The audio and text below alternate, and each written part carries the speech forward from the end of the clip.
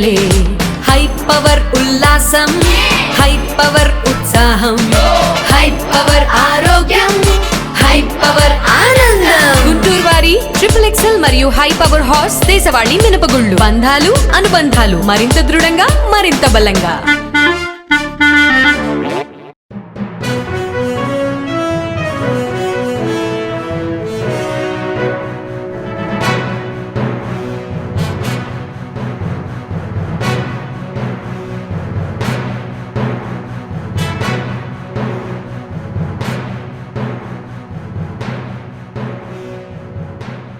నమస్కారం. NXTG news కి స్వాగతం. ముందుగా హెడ్లైన్స్. మంగళగిరి అన్ని రంగాల్లో ముందుంచుతాం, ఎన్నికల హామీలను నెరవేర్చాం మంత్రి నారా లోకేష్. అన్ని మత ప్రచారాన్ని ప్రోత్సహించారు, 7 కొండల విషయంలో కుట్ర చేశారు. భూమన కరుణాకర్ రెడ్డిపై హోంమంత్రి అనిత ఫైర్. బాణసంచా తయారీ కేంద్రంలో అగ్ని ప్రమాదం, పెరుగుతున్న మృతుల సంఖ్య. విచారణకు ఆదేశించిన అనకాపల్లి జిల్లా కలెక్టర్.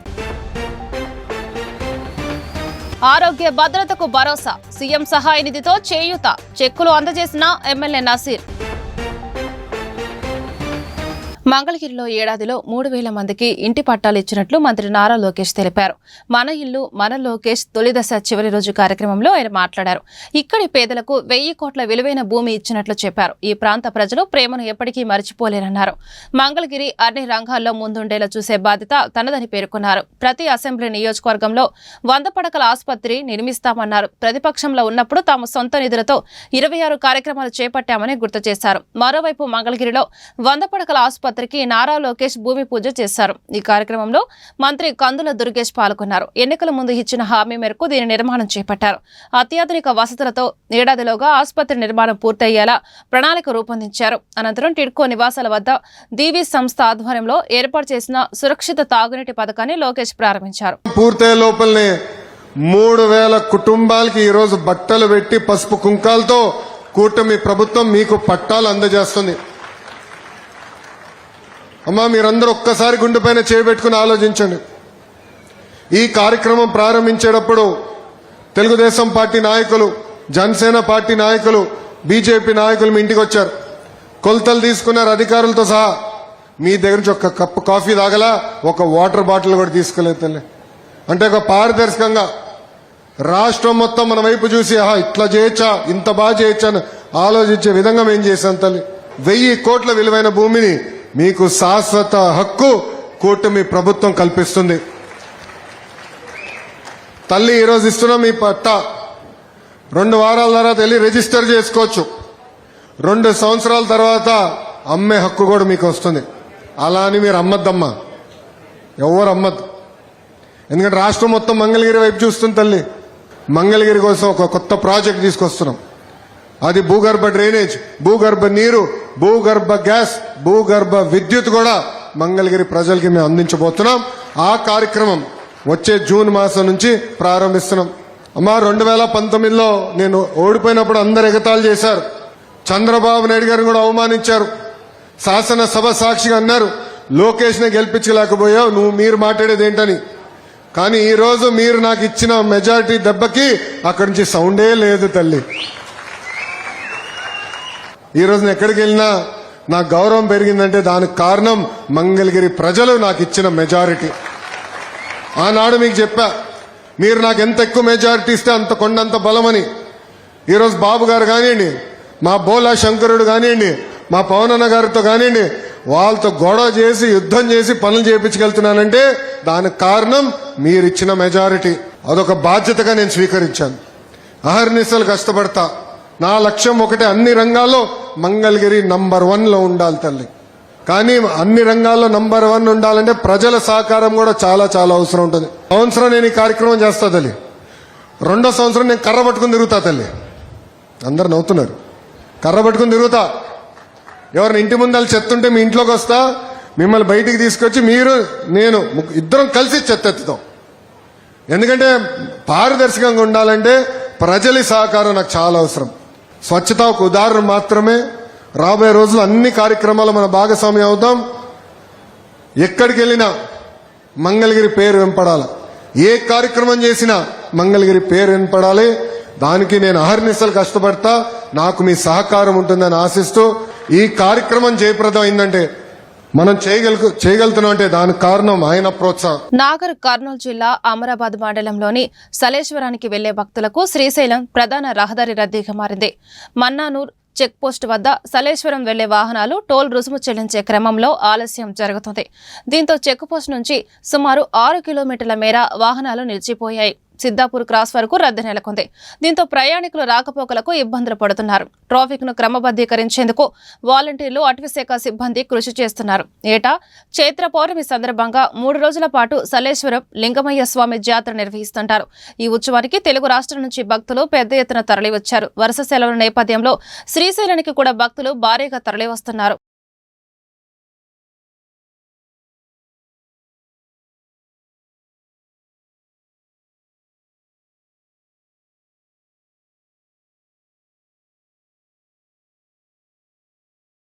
టీడీపీపై వైసీపీ నేత భూమన కరుణాకర్ రెడ్డి అసత్య ప్రచారం చేస్తున్నారని హోంమంత్రి అనిత అన్నారు.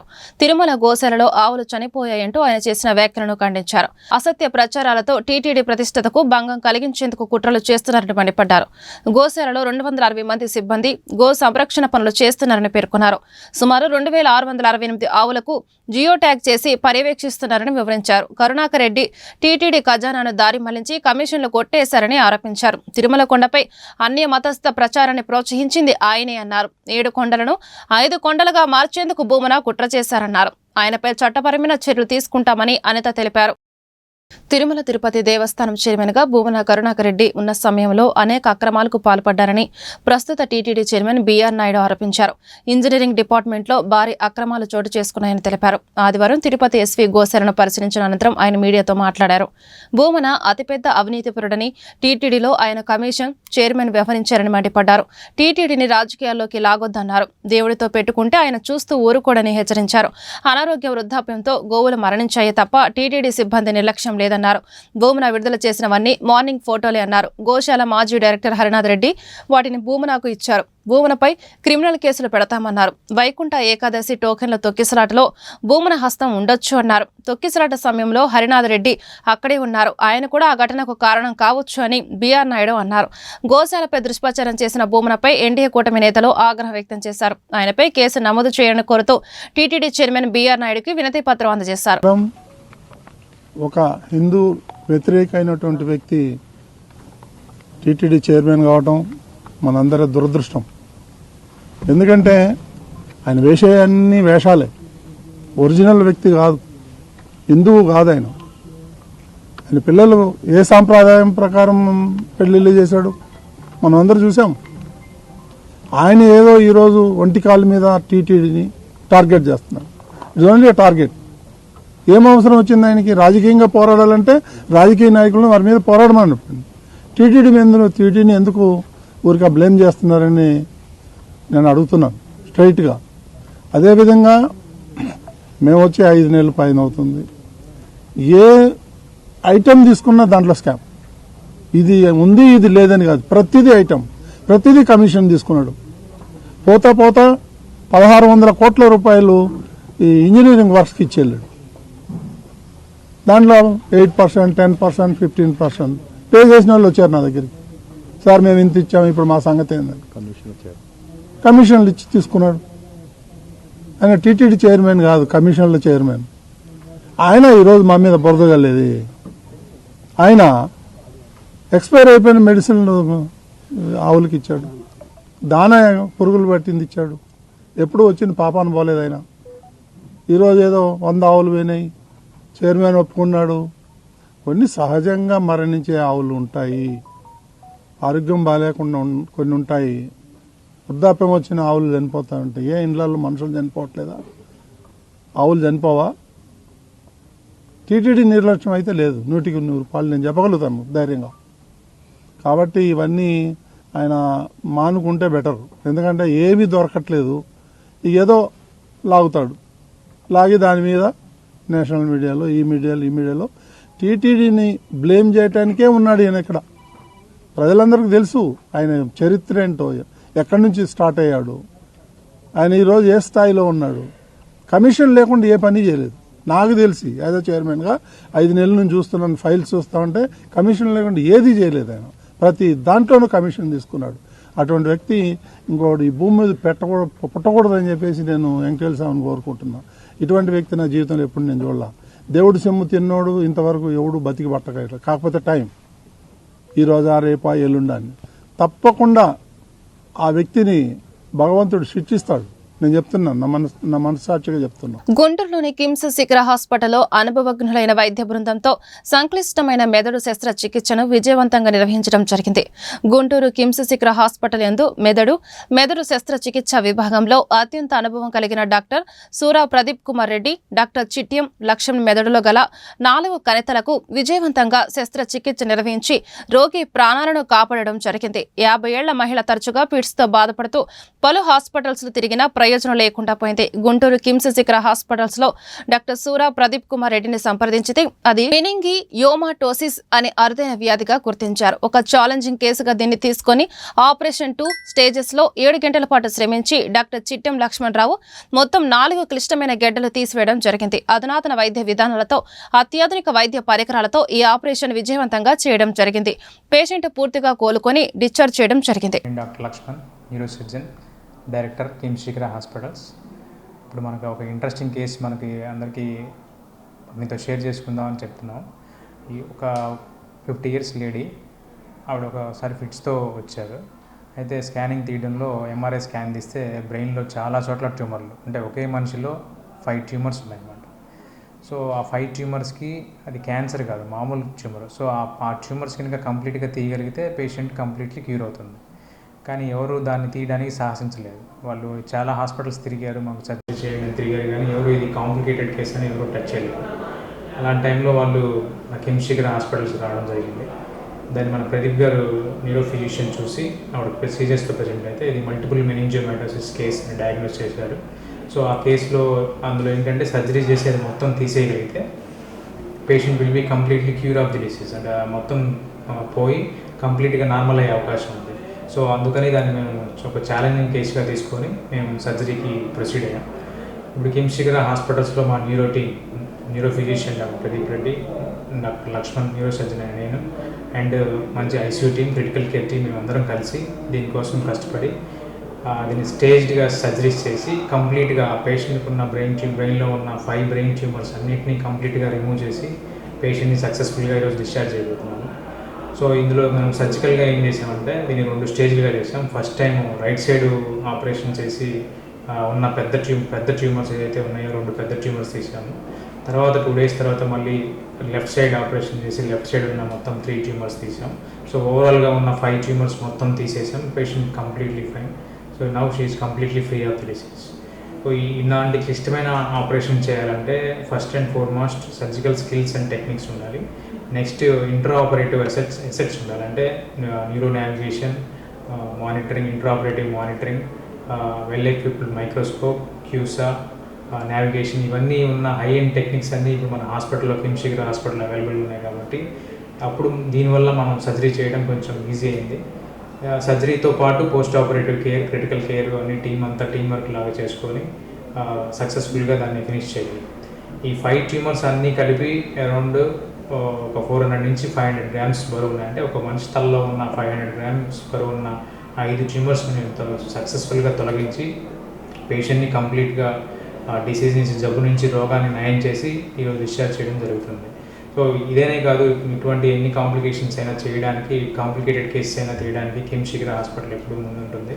సో ఇలాంటి ప్రాబ్లమ్స్ ఎవరికైనా వచ్చినప్పుడు ఈ అవకాశాన్ని మా హాస్పిటల్ని ఉపయోగించుకోవాల్సిందిగా తెలియజేస్తాం. గుంటూరు శ్రీనివాసరావుపేట 60 అడుగుల రోడ్డు శ్రీ రాజ్యలక్ష్మి గోదా సమేత శ్రీ వైకుంఠ శ్రీనివాసమూర్తి స్వామి దేవాలయము ఉపాలయ విగ్రహ ప్రతిష్ట మహోత్సవాలు శాస్త్రోక్తంగా కొనసాగుతున్నాయి. శ్రీ మృత్యుంజయేశ్వర స్వామి, శ్రీ హరిహర శత అయ్యప్ప స్వామి, పంచశిఖ నాగేంద్ర స్వామి, నవగ్రహాది దేవతల యంత్రస్థాపనము, విగ్రహ స్థాపనము, విమాన కలశ ప్రతిష్ట కార్యక్రమాలను వేద పండితులు వైభవంగా నిర్వహించారు. కళ్యాణాసము, ప్రాణ ప్రతిష్ట, దిష్టి కుంభము, పూర్ణాహుతి కార్యక్రమాల్లో భక్తులు పెద్ద సంఖ్యలో పాల్గొన్నారు. గుంటూరు నగర కమిషనర్ పులి శ్రీనివాసులు, 18వ డివిజన్ కార్పొరేటర్ నిమ్మల వెంకటరమణ, తోట రామకృష్ణ, కనపర్తి శ్రీనివాసరావు తదితరులు ఈ కార్యక్రమంలో పాల్గొని తరించారు.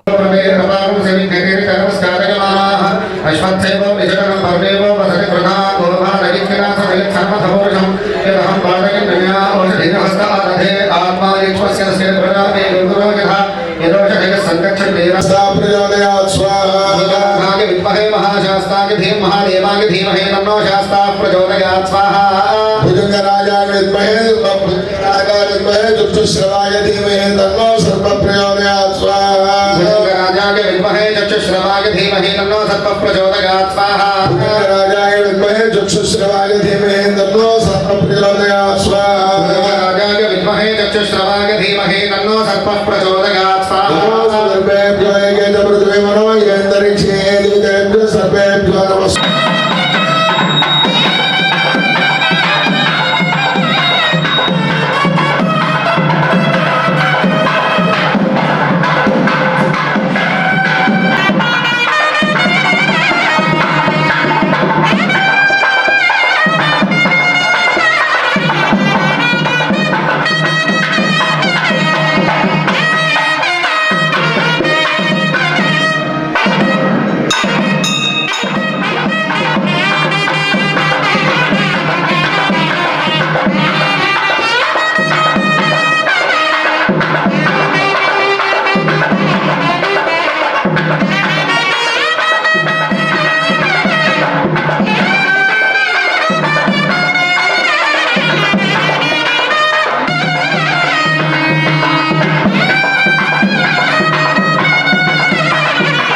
ఆర్థికంగా ఇబ్బందులు ఉన్నప్పటికీ రాష్ట్ర ప్రభుత్వంపై నమ్మకం పెట్టుకున్న పేద వర్గాల్లో ధైర్యాన్ని నింపుతూ సీఎం చంద్రబాబు ఆర్థిక చేయూత అందిస్తున్నారని గుంటూరు తూర్పు ఎమ్మెల్యే మహమ్మద్ నజీర్ తెలిపారు.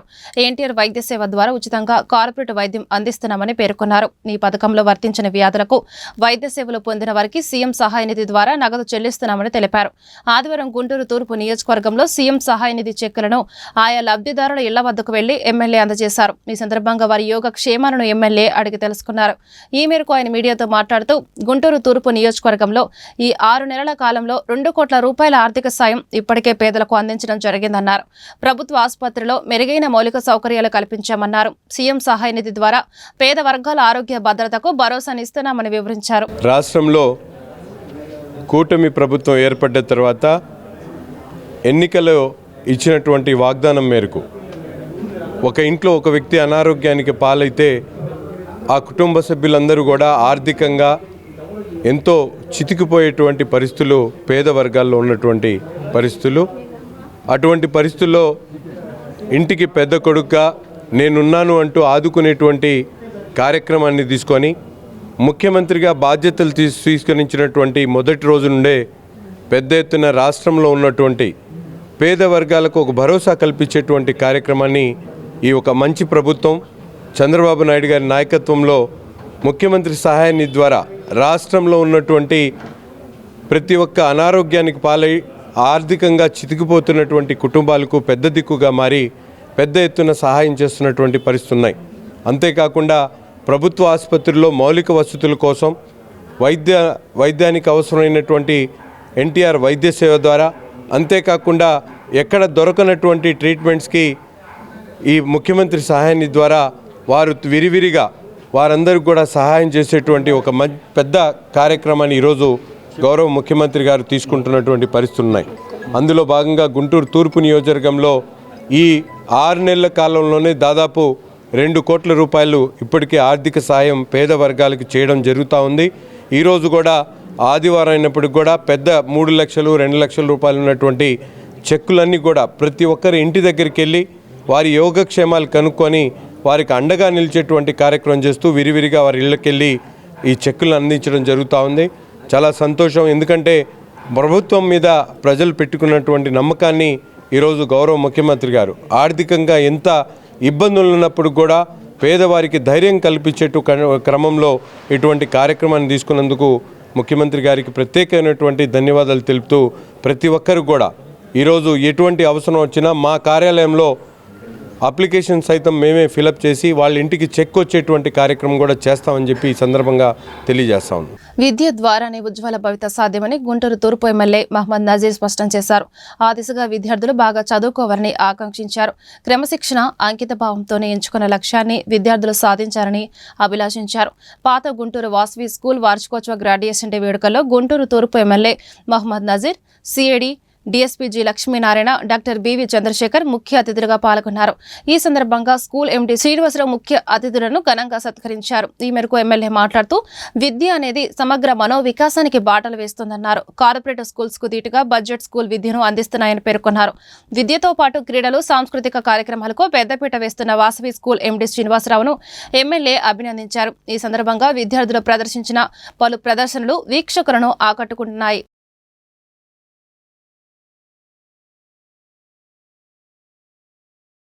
మేము నేర్పించేదానికన్నా వాడి జీవితంలో మార్పు వచ్చేటువంటి విషయాన్ని నేర్పించేది ఎవరండి? School, teachers, principal.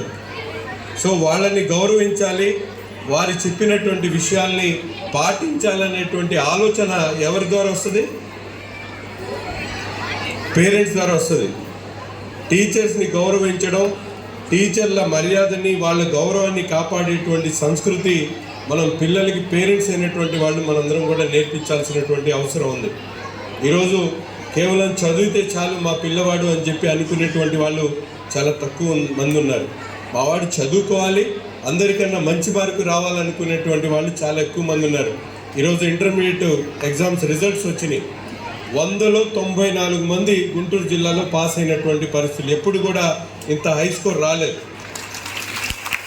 అంటే ప్రతి ఒక్క పిల్లవాడు కూడా బాగా చదువుకుంటా ఉన్నాడు. చదువు అనేది ఈరోజు పెద్ద సమస్య కాదు.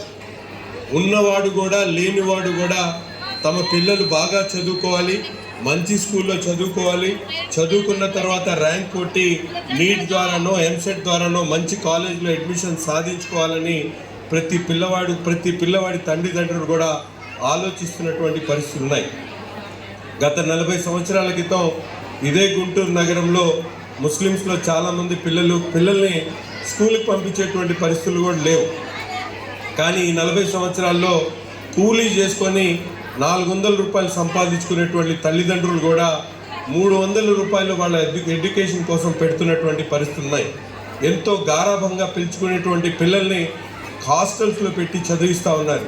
దానివల్ల ఏంటంటే విద్యకు ఉన్నటువంటి ప్రాముఖ్యత ఏంటో మనందరికీ కూడా తెలుస్తూ ఉంది. ఒక ఇంట్లో కంప్లీట్ కుటుంబంలో మార్పు రావాలంటే ఆ ఇంట్లో ఎవరో ఒకడు చదువుకున్నటువంటి వ్యక్తి ఉద్యోగం సాధిస్తే ఆ ఇంట్లో మార్పు వస్తుంది. ₹1 కోటి ఆస్తి ఇచ్చినా కూడా ఆ విలువ తెలీదు. కనీసం చదువుకొని ఉన్నటువంటి వాడికే ఆ విలువ తెలుస్తుంది. కాబట్టి ఈరోజు చదువుతో పాటు పిల్లలకి మిగతా విషయాల్లో కూడా మీరందరూ కూడా మంచి జ్ఞానాన్ని అందించాలి. ఎందుకంటే ఊరికినే చదువుకుంటే ఈరోజు 10వ క్లాస్లో 9.8 వచ్చినటువంటి పిల్లవాడికి కూడా పక్కకు తీసుకొని వెళ్ళి మాజీ ఎంపీ గోరంట్ల మాధవ్ గుంటూరులో చేసిన హల్చల్పై పోలీసు ఉన్నతాధికారులు సీరియస్ గా తీసుకున్నారు. ఆయన అరెస్టుకు దారితీసిన కారణాలు, ఆ సమయంలో గోరంట్ల మాధవ్ నియంత్రించడంలో పోలీసులు ఉదాసీనంగా వ్యవహరించారని ఒక అంచనాకు వచ్చారు. అరెస్టు చేసే సమయంలో ముసుగు వేయలేదంటూ ఆరోపణలు వచ్చాయి. దీనిపై 11 మంది పోలీసులపై వేటు వేస్తూ అధికారులు ఆదేశాలు జారీ చేశారు. గోరంట్ల మాధవ్ వ్యవహారంలో నిర్లక్ష్యంగా వ్యవహరించారంటూ డీఎస్పీతో పాటు మరో 10 మంది పోలీసులపైన వేటు పడింది. అరండలపేట సీఐ వీరస్వామితో పాటు 2 ఎస్ఐలు, 2 ఏఎస్ఐలు, 6 కానిస్టేబుళ్లపై సస్పెన్షన్ వేటు పడింది. అనకాపల్లి జిల్లా కోటఊరట్ల మండలంలో ఘోర విషాదం చోటు చేసుకుంది. బాణసంచా కేంద్రంలో భారీ పేలుడు సంభవించింది. ఈ దుర్ఘటనలో 8 మంది మరణించారు. మరో 2 పరిస్థితి విషమంగా ఉన్నట్లు సమాచారం. ప్రమాదంతో అప్రమత్తమైన స్థానికులు, పోలీసులు గాయపడ్డ బాధితుల్ని అత్యవసర చికిత్స నిమిత్తం ఆసుపత్రికి తరలించారు. అగ్ని ప్రమాదంపై సమాచారం అందుకున్న అగ్నిమాపక సిబ్బంది ఘటనా స్థలానికి చేరుకున్నారు. ఫైర్ ఇంజన్లతో మంటల్ని ఆర్పుతున్నారు. ప్రమాదంపై పోలీసులు ప్రాథమిక సమాచారం మేరకు కోటఊరట్ల మండలం కైలాసపట్నం గ్రామ శివారులో బాణసంచా తయారీ కేంద్రంలో ఆదివారం అగ్ని ప్రమాదం జరిగింది.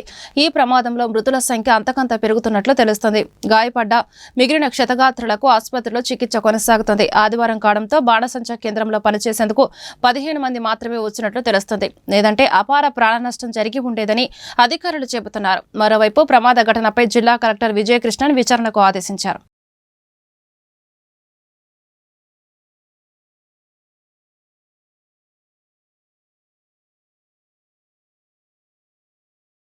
వార్తలు ముగించే ముందు హెడ్లైన్స్ మరొకసారి. మంగళగిరి అన్ని రంగాల్లో ముందుంచుతాం, ఎన్నికల హామీలను నెరవేర్చాం మంత్రి నారా లోకేష్. అన్ని మత ప్రచారాన్ని ప్రోత్సహించారు, 7 కొండల విషయంలో కుట్ర చేశారు. భూమన కరుణాకర్ రెడ్డిపై హోంమంత్రి అనిత ఫైర్.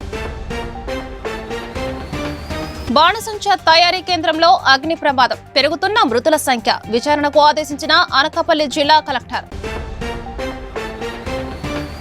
ఆరోగ్య భద్రతకు భరోసా, సీఎం సహాయ నిధితో చేయూత, చెక్కులు అందజేసిన ఎమ్మెల్యే నసీర్. ఈ వార్తలు ఇంతటితో సమాప్తం. నమస్కారం.